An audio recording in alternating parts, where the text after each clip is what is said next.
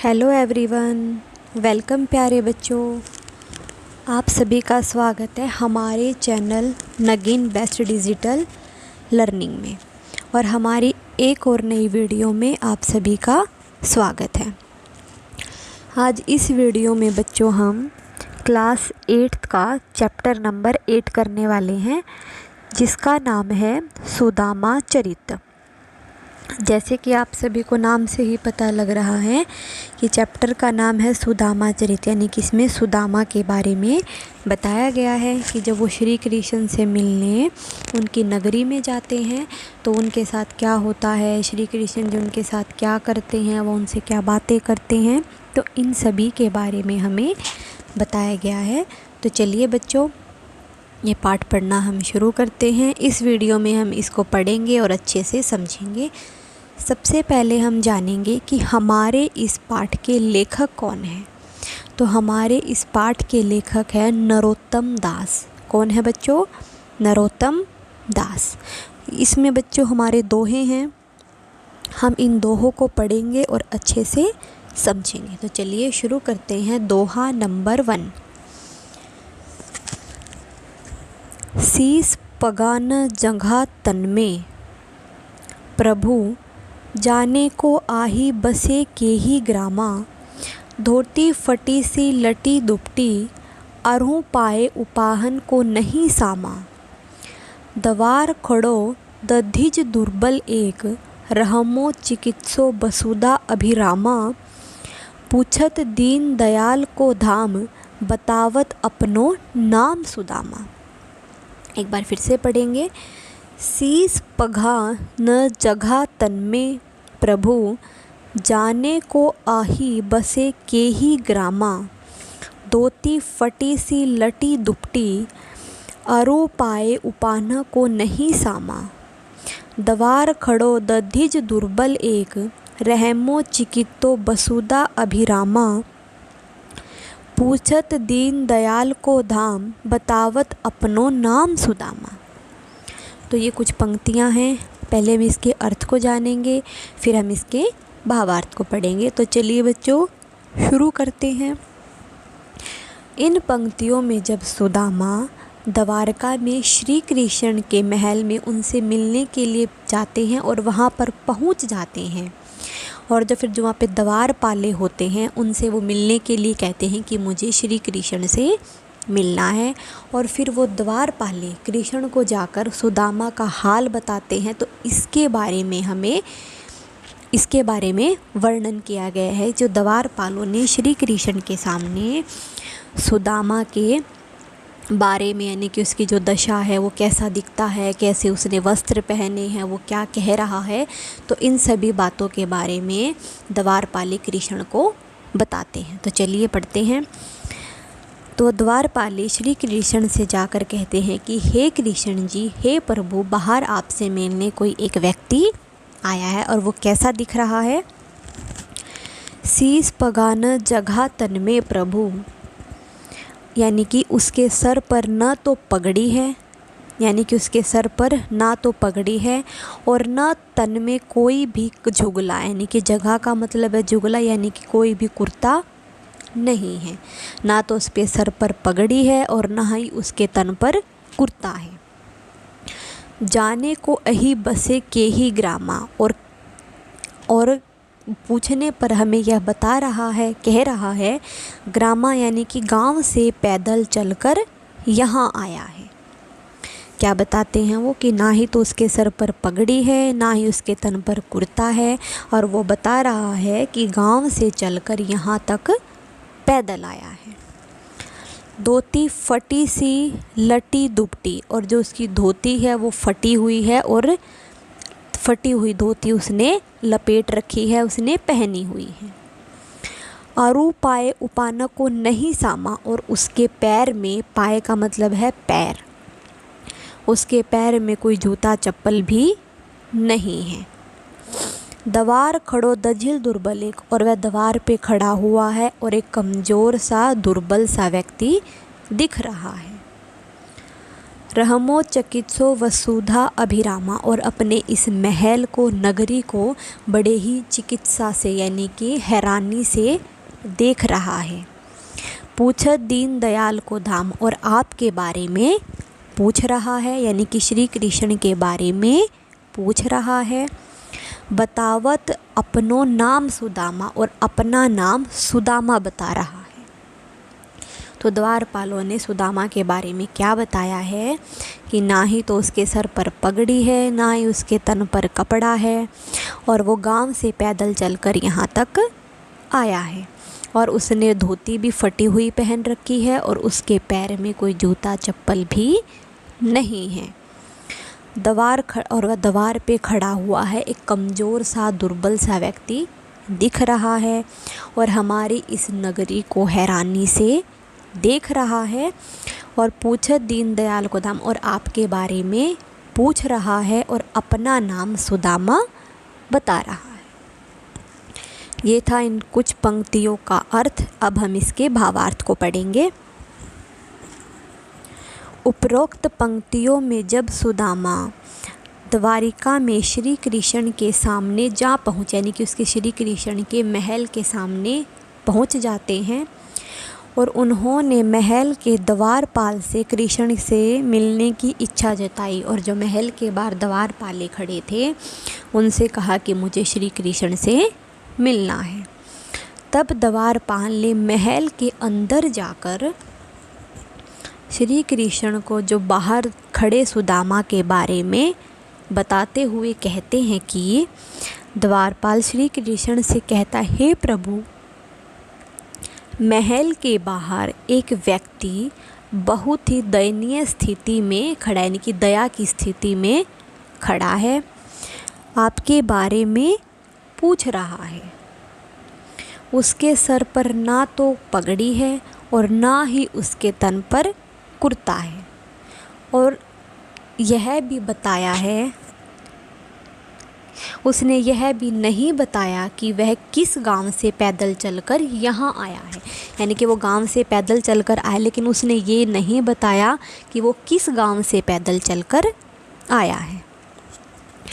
आगे है, उसने अपने शरीर पर एक फटी सी धोती पहनी है और एक मैला सा दुपट्टा यानी कि गोमछा ओढ़ रखा है, जिसको हम साइड में डालते हैं ना, मफलर वगैरह बोलते हैं आज के समय में, तो उसने वो ओढ़ रखा है। यहाँ तक कि उसके पैरों में जूते चप्पल भी नहीं हैं। द्वारपाल आगे कहता है, हे प्रभु, महल के दरवाजे पर एक बहुत ही कमज़ोर व गरीब ब्राह्मण खड़ा होकर द्वारिका नगरी को बड़ी ही हैरानी से देख रहा है और आपके बारे में पूछ रहा है, और साथ में उन्होंने अपना नाम सुदामा बताया। ये था हमारा दोहा नंबर 1। अब चलते हैं बच्चों दोहा नंबर 2 पे।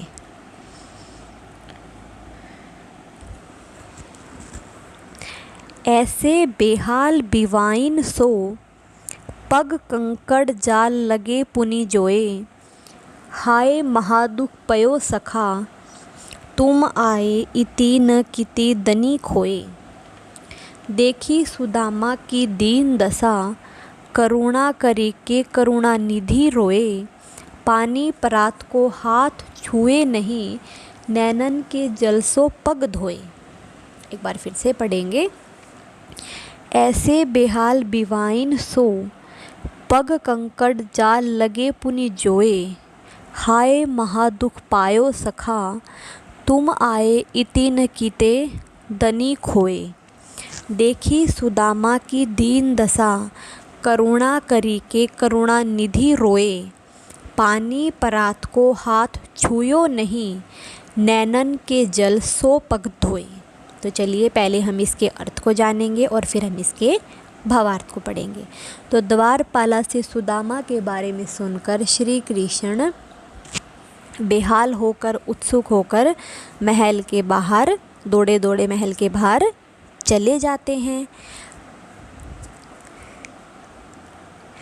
पग कंकड़ जाल जले पुनि जोए, और पैदल चलने के कारण सुदामा के पैरों में बहुत से छाले पड़ चुके थे और जगह जगह कांटे भी चुभे हुए थे।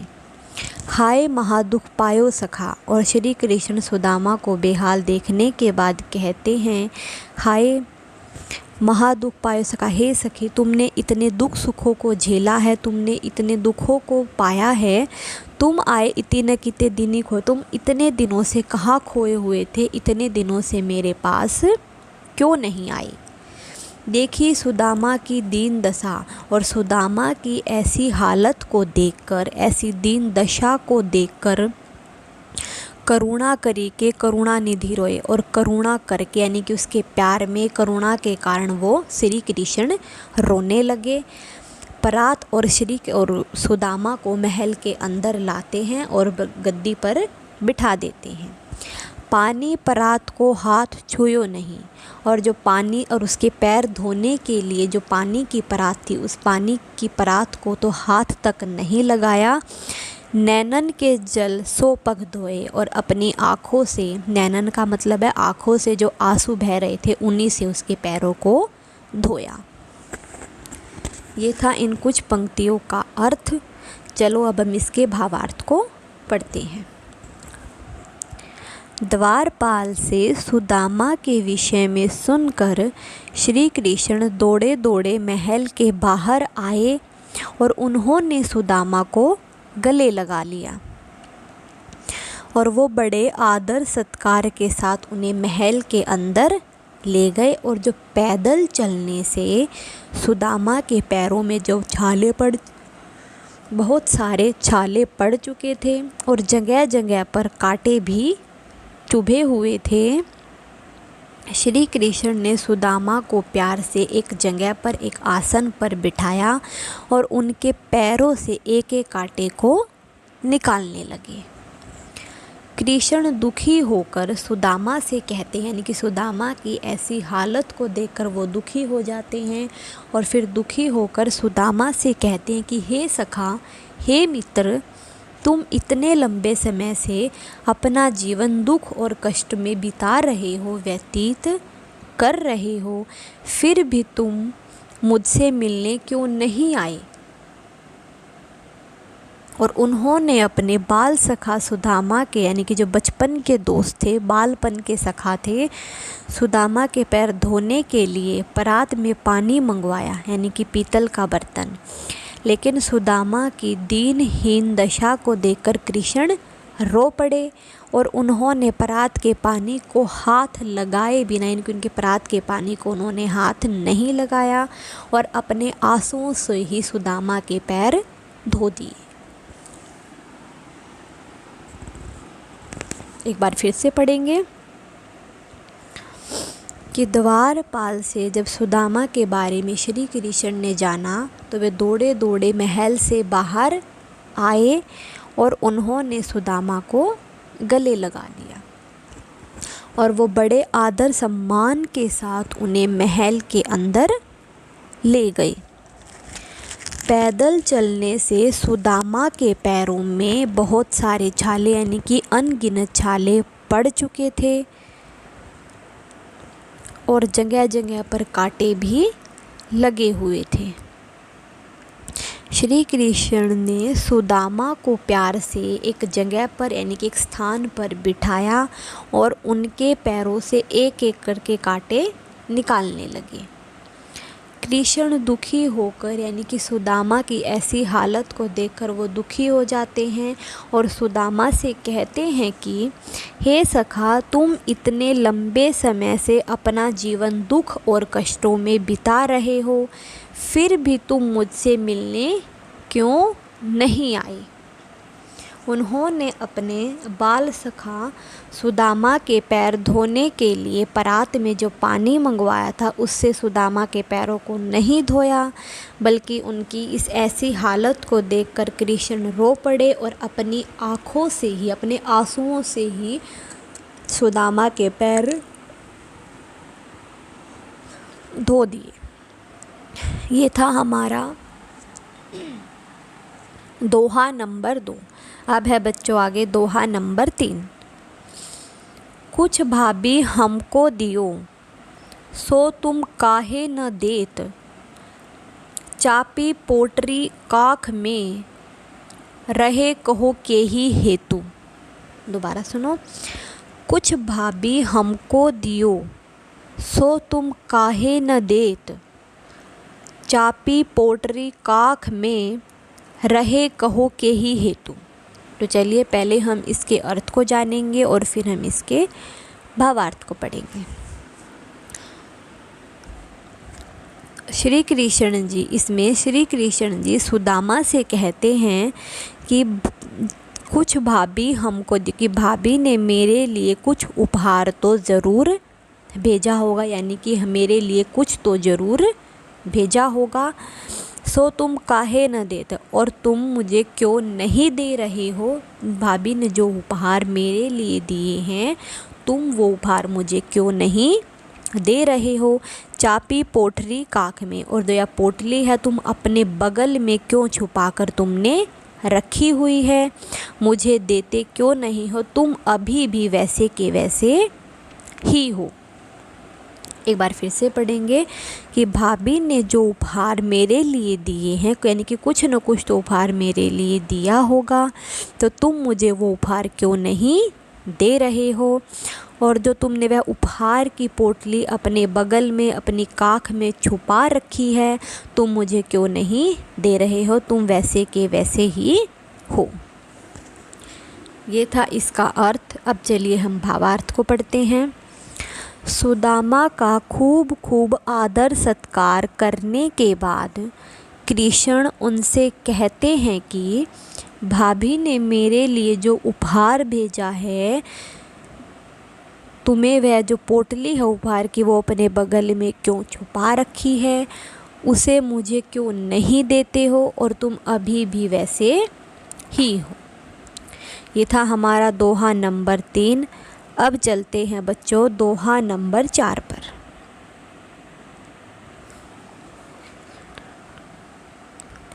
आगे चना गुरु मातु दयते, लय तुम चाबी हमें नहीं दिने। श्याम कहो मुस्कुराए सुदामा सो, चोरी की बान में हो जू प्रवीणे। पोटरी काख में चापी रहे तुम, खोलत नाही सुधा रस बीने। पाछीली बानी अझो न तझो तुम, तेसई भाभी के तंदुल कीने। तो चलिए एक बार फिर से पढ़ेंगे और फिर हम इसके अर्थ को जानेंगे और फिर हम इसके भावार्थ को पढ़ेंगे। कि आगे चना गुरु मात दयते, लय तुम चाबी हमें नहीं दिने। श्याम कहो मुस्कुराए सुदामा सो, चोरी के बान में जो हो जू प्रवीणे। पोटरी काख में छापी रहे तुम, खोलत नाही सुधा रस बीने। पाछीली बानी अझो न तझो तुम, तेसही भाभी के तंदुल कीने। तो चलिए एक बार हम इसके अर्थ को समझेंगे। आगे चना गुरुमात दयते, इन पंक्तियों में श्री कृष्ण सुदामा को बचपन की बातों को याद दिलाते हुए कहते हैं कि हे मित्र, तुम्हें याद है कि बचपन में जब गुरु माता ने हमें चने खाने को दिए थे। आगे चना गुरु मात दे, तो गुरु मात यानी कि गुरु माता ने हमें चने खाने के लिए दिए थे। लय तुम चाबी हमें नहीं दीने, और तुमने मुझे वो चने नहीं दिए थे। मेरे हिस्से के चने भी तुमने अकेले ही खा लिए थे। श्याम कहो मुस्कुराए सुदामा सो, और श्याम मुस्कुराते हुए सुदामा से कहते हैं कि चोरी की बान में हो जू परवीने, यानी कि अब श्याम यानी कि सुदामा मुस्कुराते हुए सुदामा से कहते हैं कि अब चोरी करने में काफ़ी प्रवीण, यानी कि चोरी करने की जो तुम्हारी बान थी, जो आदत थी, अब तुम उसमें काफ़ी चालाक हो गई हो। प्रवीणे का मतलब है चालाक। चोरी की बान यानी कि चोरी की आदत में तुम अब काफ़ी चालाक हो गए हो। पोठरी काख में चापी रहे तुम, और जो भाभी ने मेरे लिए उपहार भेजा है तुमने उसे अभी तक अपने बगल में छुपा रखा। पोटरी यानी कि पोटली को काख में छुपा रखा है। जो मेरा उपहार है जो भाभी ने मेरे लिए भेजा है तुमने उसे अभी भी अपने बगल में छुपाया हुआ है।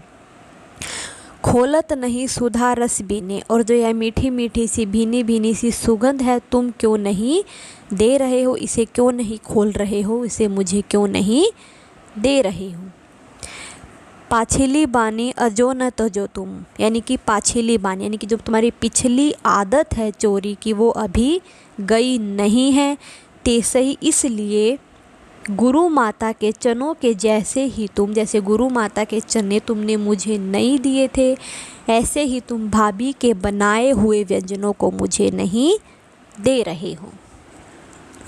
ये था इनका अर्थ। अब चलिए हम इसके एक बार भावार्थ को पढ़ते हैं। उपरोक्त पंक्तियों में यानी कि इन पंक्तियों में कृष्ण सुदामा को बचपन की याद दिलाते हैं और कहते हैं कि हे सखा, तुम्हें याद है कि बचपन में जब गौ माता ने हमें चने खाने को दिए थे तब तुमने मेरे हिस्से के चने भी चुपके चुपके अकेले खा लिए थे, मुझे नहीं दिए थे। तो श्याम मुस्कुराते हुए आगे कहते हैं कि लगता है जो तुम्हारी चोरी करने की जो आदत है वो तुम ज़्यादा चोरी करने में और भी ज़्यादा चालाक हो गए हो, इसलिए आज भी भाभी ने मेरे लिए जो उपहार भेजा है तुम उसे अपने बगल में छुपा कर बैठे हो, और उस भीनी भीनी सुगंधित वस्तु को तुम मुझे क्यों नहीं दे रहे हो।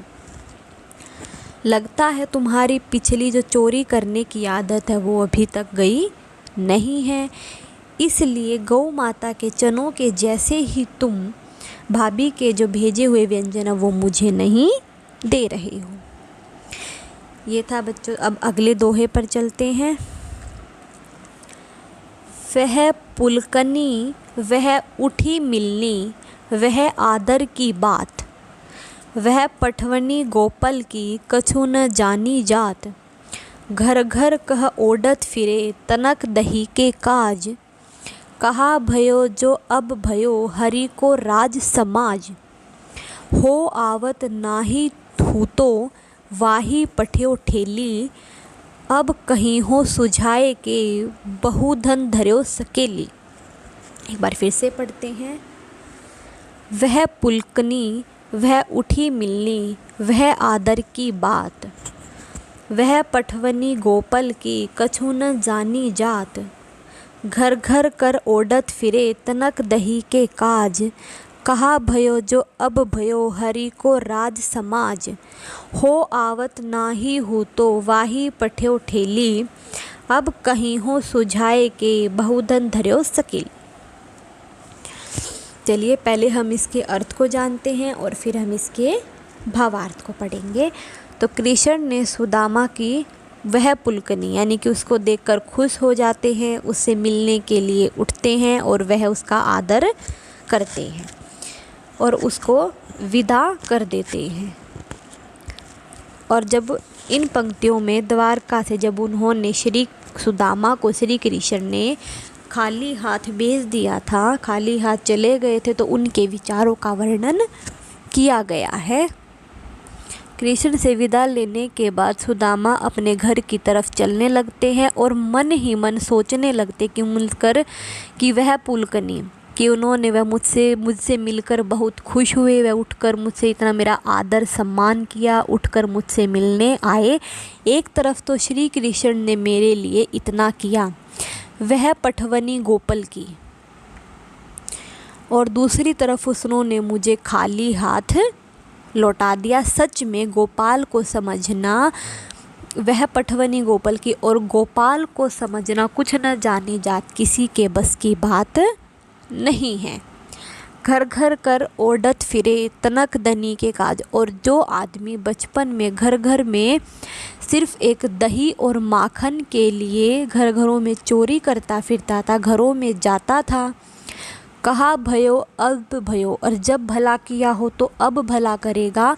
अब तो जो राजा बन गया है फिर भी उसने मेरा कोई भला नहीं किया है। हो आवत नहीं हो तो, और उसने मेरा कोई भी भला नहीं किया है। और मन ही मन वो अपनी पत्नी को भी कोस रहा था, पत्नी को भी कह रहा था वही पाठ्यो ठेली, और उसी ने मुझे ज़बरदस्ती यहाँ भेजा था। अब कही हो समुझाए कि अब मैं उसे जाकर कहूँगा, अब मैं उसे जाकर सुझाऊँगा कि बहु धन धर्यो सकेलिए, कृष्ण ने मुझे अब इतना धन दिया है तो मुझे संभाल कर कहाँ रखोगी। यानी कि इसमें सुदामा श्री कृष्ण के खाली हाथ भेजने पर उनसे नाराज हो जाते हैं और अपनी मन की दशा का वर्णन कुछ इस प्रकार करते हैं कि गोपाल को कोई भी नहीं समझ पाया है, उनको समझना किसी के बस की बात नहीं है। जो बचपन में घर घर में दही और माखन के लिए चोरी करता था, अब भयो तो जो कहाँ वो किसी का भला करेगा, अब तो उसने राजा बनकर भी मेरा भला नहीं किया है। हो आवत नहीं हो तो, और मैं उसके पास अब नहीं जाऊंगा, वही पाठो ठेली। और वो मन ही मन अपनी पत्नी को भी कोस रहा था और कह रहा था कि उसी ने मुझे ज़बरदस्ती यहाँ भेजा है, अब मैं उसे जाकर कहूँगा कि श्री कृष्ण ने मुझे इतना धन दिया है कि तुम अब मुझे संभाल कर कहाँ रखोगी। ये था इन पंक्तियों का अर्थ। अब चलिए बच्चों हम इसके भावार्थ को पढ़ेंगे। श्री कृष्ण ने सुदामा की खूब आवभगत की और सुदामा का खूब आदर सत्कार करने के बाद कृष्ण ने उन्हें खाली हाथ वापस भेज दिया। और इन पंक्तियों में द्वारका से खाली हाथ लौटने पर सुदामा के मन के विचारों का वर्णन किया गया है। और श्री कृष्ण से विदा लेने के बाद सुदामा अपने घर की तरफ चल पड़ता है और मन ही मन सोच रहा कि एक तरफ तो कृष्ण उससे मिलकर बहुत खुश हुए, उन्हें इतना आदर मान सम्मान दिया, और दूसरी तरफ उन्हें खाली हाथ लौटा दिया। सच में गोपाल को समझना किसी के बस की बात नहीं है। वो मन ही मन कृष्ण से नाराज हो रहे थे और सोच रहे थे कि जो व्यक्ति बचपन में जरा सी दही माखन के लिए पूरे गांव के घरों में घूमता फिरता था, उससे मदद की आस लगाना तो बेकार है। अब राजा बनकर भी उसने मुझे खाली हाथ भेज दिया, खाली हाथ लौटा दिया। सुदामा मन ही मन अपनी पत्नी से भी नाराज होते हैं और सोचते हैं कि तो यहाँ आना ही नहीं चाहता था, लेकिन उसने मुझे ज़बरदस्ती यहाँ भेजा। अब उसे जाकर कहूँगा कि श्री कृष्ण ने बहुत सारा धन दिया है, अब इसे संभाल कर रखना। अगले दोहे पर चलते हैं। वेसोई राज समाज बने, गजबाजी घने मन संभ्रे छायो, केधो पर्यो कहूँ मार्ग भूली, के परी के मैं अब द्वारका आयो। भोन भिलो किभे को मन लोचत, सोचत ही सब गाँव मझायो, पूछत पाड़े फिरे सब सो, पर झोपड़ी को कहूँ खोज न पायो।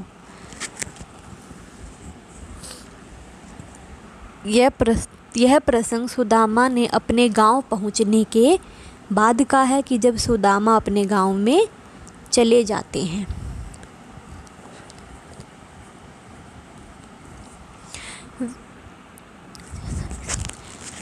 सुदामा जब अपने गांव पहुंच जाते हैं तो वहां गांव को पहचान ही नहीं पाते।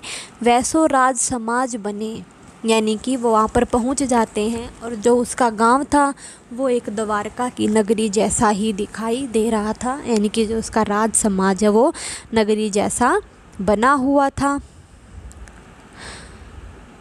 और झोपड़ी की जगह पर बड़े बड़े भव्य भवन, आलीशान महल, हाथी, घोड़े ये सब खड़े हुए थे।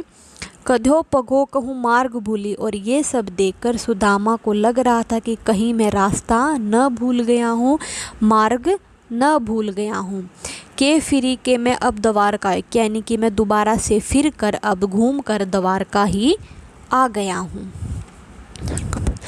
भोन भिलोबिने के मनोचत, और इन सभी चीज़ों को देखकर वो उसका जो मन है वो बेचैन हो जाता है। सोचत ही सब गाँव मुझा, और वो अपने घर गांव के बारे में सोचने लगता है। पूछत पाड़े फिर सब सो, पर झोपड़ी को कहूँ न पायो। और यानी कि गांव में, यानी कि फिर आगे चलकर उसे पता चलता है कि ये तो उसी का गांव है। फिर वो उसका जो मन है वो बिल्कुल बेचैन हो जाता है और वो अपनी झोपड़ी के बारे में सोचने लगता है। पूछत पाड़े पिरे सबसे, और वो सब से पूछने लगता है अपनी झोपड़ी और अपनी पत्नी के बारे में। पर झोपड़ी को कहूँ खोज न पाए, लेकिन अपनी झोपड़ी को कहीं भी ढूंढ नहीं पाया है। ये था इसका अर्थ। अब चलिए हम इसके भावार्थ को पढ़ेंगे। यह प्रसंग सुदामा के अपने गांव पहुंचने के बाद का है। सुदामा जब अपने गांव पहुंचते हैं तो वह अपने गांव को पहचान ही नहीं पाते हैं। उनका गांव भी द्वारका नगरी जैसा ही सुंदर हो गया था। और इन पंक्तियों में अपनी झोपड़ी की जगह बड़े बड़े भवन, आलीशान महल, हाथी घोड़े, गाजे बाजे, इन सभी को देखकर सुदामा को यह लगता है कि वह रास्ता भूलकर फिर से द्वारका नगरी तो नहीं पहुंच गया है।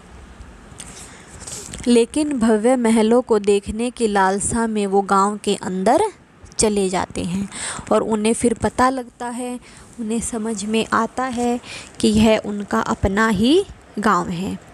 और गांव के इस बदले हुए रूप को देखकर उन्हें अपनी झोपड़ी की चिंता सताने लगती है, अपनी झोपड़ी को ढूंढने लगते हैं। फिर वो लोगों से अपनी झोपड़ी के बारे में पूछते हैं और ख़ुद भी अपनी झोपड़ी को ढूंढने लगते हैं, मगर वो अपनी झोपड़ी को नहीं ढूंढ पाते हैं, उसे कुछ भी पता नहीं लगता है। तो चलिए अगले दोहे पर चलेंगे। के वह टूटी सी छानी हती, कह कंचन के अब धाम सुहावत। के पग में पन्ही न हती, कह ले जग राजू ठाड़े महावत। भूमि कठोर पर रात कटे, कह कोमल सेज पर नींद न आवत। के जुरतो नाही कोदी सवा, प्रभु के प्रताप ते दाख न भावत। चलिए पहले हम इसके अर्थ को जानेंगे और फिर हम इसके भावार्थ को पढ़ेंगे। के वह टूटी सी छानी होती, यानी कि सुदामा कि वह टूटी सी छानी होती, यानी कि अपने इस गांव के बदले हुए रूप को देखकर सुदामा कहते हैं कि कहाँ तो उसकी टूटी सी झोपड़ी होती सी, छोटी सी टूटी हुई सी उसकी झोपड़ी होती थी। अब कंचन के अब धाम सुहावत, लेकिन अब उसे जो ये कांच के महल बने हुए हैं अब वो इसे कहाँ अच्छे लगेंगे। के पग में पन्ही नहित, कभी तो उसके पैरों में जूते चप्पल भी नहीं होते थे। अब कहाँ, अब गज रजू ठाड़े महावत, और आज कहाँ अब उसके हाथी घोड़े उसको ले जाने के लिए तैयार खड़े हैं। भूमि कठोर पे रात कटे, कहाँ वो कठोर ज़मीन पर रात कटती थी, यानी कि कठोर ज़मीन पर सोते थे। कह कोमल सेज पर नींद ना आती, लेकिन अब कोमल सेज पर भी उसे नींद नहीं आती है। के तुरजो नहीं कोदी सवा, प्रभु के प्रताप में देख न भावत, लेकिन कभी उसके घर में 2 समय के खाने के लिए चावल तक नहीं था। लेकिन अब हे प्रभु उसके घर में इतने सारे व्यंजन हैं, इतने सारे खाद्य पदार्थ हैं, अब उसे वो इतने सारे भोजन कहाँ भाते हैं। ये था इन पंक्तियों का अर्थ।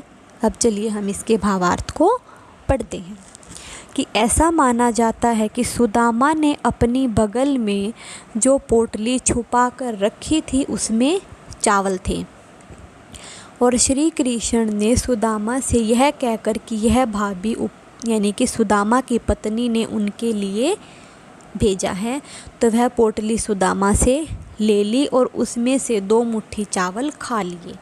और उसे 2 मुट्ठी चावल के बदले में उन्होंने सुदामा को बिना बताए 2 लोकों की संपत्ति, धन धान्य और उपहार स्वरूप में दे दी। और इस सच्ची मित्रता का यह एक अनोखा उदाहरण है जिसमें विपत्ति में पड़े उसने अपने मित्र की मदद भगवान श्री कृष्ण के बिना कहे ही कर दी। और इन पंक्तियों में जब सुदामा को इस सच्चाई का पता चलता है कि कृष्ण ने उसके कुछ बिना कहे इतनी बड़ी मदद कर दी है और उन्हें धन संपत्ति, सुख सुविधा, उपहार सब कुछ भेंट में दी है, तो उन्हें श्री कृष्ण की महिमा समझ में आती है। और वो अपने बाल सखा कृष्ण का गुणगान करने के लिए उसकी प्रशंसा करने लगते हैं और कहते हैं, कहाँ तो मेरे पास एक टूटी सी झोपड़ी होती थी, लेकिन अब उसकी जगह सोने का महल खड़ा है। मेरे पास पहनने को जूते तक नहीं थे, अब महावत हाथी लेकर सवारी के लिए सामने खड़ा है। मैं कठोर ज़मीन पर सोने वाला दलित ब्राह्मण, यानी कि मैं एक ज़मीन पर सोने वाला ब्राह्मण, अब मुझे नरम बिस्तर पर भी नींद नहीं आती है। और मेरे पास 2 वक्त खाने के लिए चावल भी नहीं होते थे, अब ढेरों वाले व्यंजन, मन चाहे व्यंजन उपलब्ध हैं। यह सब द्वारकाधीश की ही कृपा से संभव हुआ है। उसकी महिमा जितना गौवा उतना कम, यानी कि उसकी महिमा के बारे में मैं जितना कहता हूँ, जितना बताता हूँ, उतना ही कम है। यहीं पे हमारा ये पाठ समाप्त होता है। इस वीडियो के लिए इतना ही। अगली वीडियो में हम इसके प्रश्न उत्तरों को करेंगे। जिस भी बच्चे को ये चैप्टर अच्छे से समझ में आया है, वीडियो अच्छी लगी है, तो प्लीज़ लाइक शेयर कमेंट ज़रूर करें। Thank you. Have a nice day.